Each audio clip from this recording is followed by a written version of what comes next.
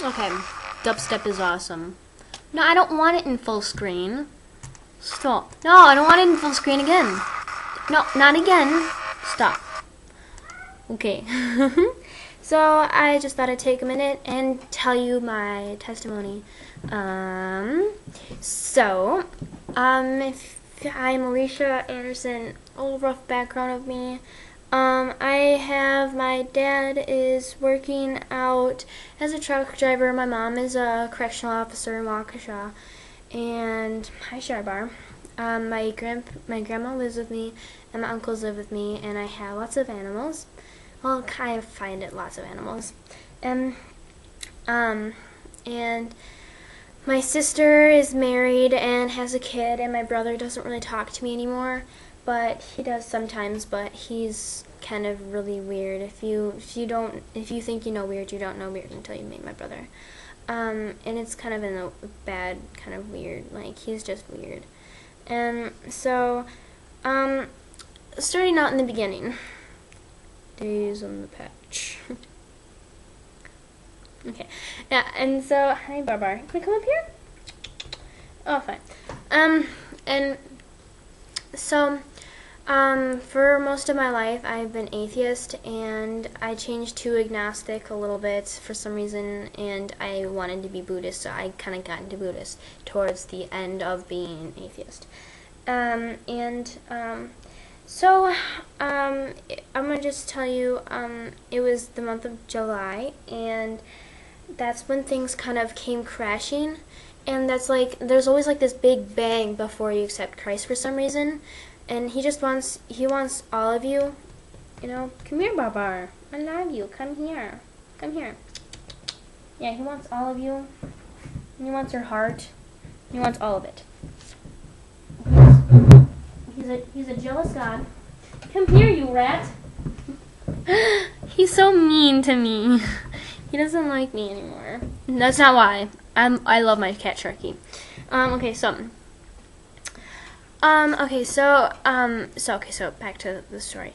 So, my grandfather, who lived with us and I was really close with, I was in summer school at the time for June and July, mostly July and a little bit of August. No, mostly end of June and July. Sorry. And so he went to the hospital because he was not feeling good. So they admitted him, and they said they wanted him because they couldn't do an autopsy or whatever on his liver or something like that. So they weren't equipped here. Oh, now you come up by me. Here, say hi to my kitty Sharky. He's really dark, so you can't really see him that well. So don't. Blend right in. I can't even see him. Yeah. So and so I might make this into a part 2 thing. Sorry, because this thing doesn't. I can't mesh it down into like one thing. So they brought him to St. Luke's, and Sharky, stop it.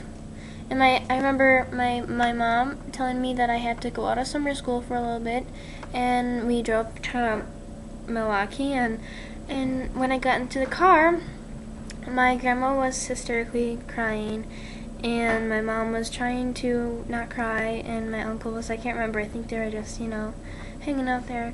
But my mom told me, your grandfather has cancer, liver cancer, and they found it, and then we went there, and most of the days I didn't went to see him in St. Louis because basically my mom smoked. My mom sat there, we all sat there, like there's nothing to do, and I couldn't eat for like 7 hours, 10 hours at a time, and I lost a lot of weight during that time because I normally stayed home and they didn't go grocery shopping. So I lost quite a lot of weight, and I pretty much just kind of starved a little bit. But we're good now. Okay, and so so then I went to the hospice like once or twice when he was there, and he got admitted to the hospice. It was like Tuesday the 7th, I want to say. 7th. He was not there that long. Tuesday, Wednesday, Thursday, Friday, Saturday, Sunday. Oh yeah, 7th. It had been the 7th, and it was either 7th or the 8th.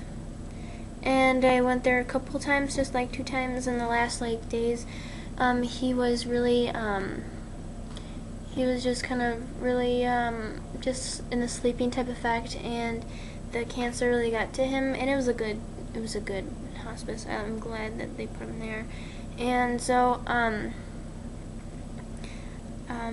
and he died within 12 days of cancer, and it was really sad.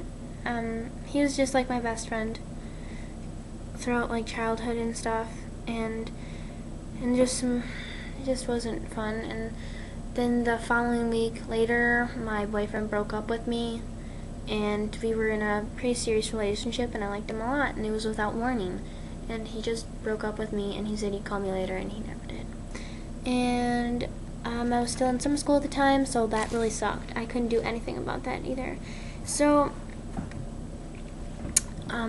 that's the breaking point. And then my friend Macy, she knew I was really kind of like hardcore atheist. I never really liked talking about God to anybody, and I remember a conversation with Nate, my friend Nate, that I had, and I was just really mean to him, and because he started talking something about God, and I'm like, I don't want to hear it, and I just completely shut it out. I think I'm gonna put this in a part 2. I'm sorry. You can hear like the breaking series, and then you can hear like the after effect, cause I can't say this with only like, yeah. So I'm gonna make another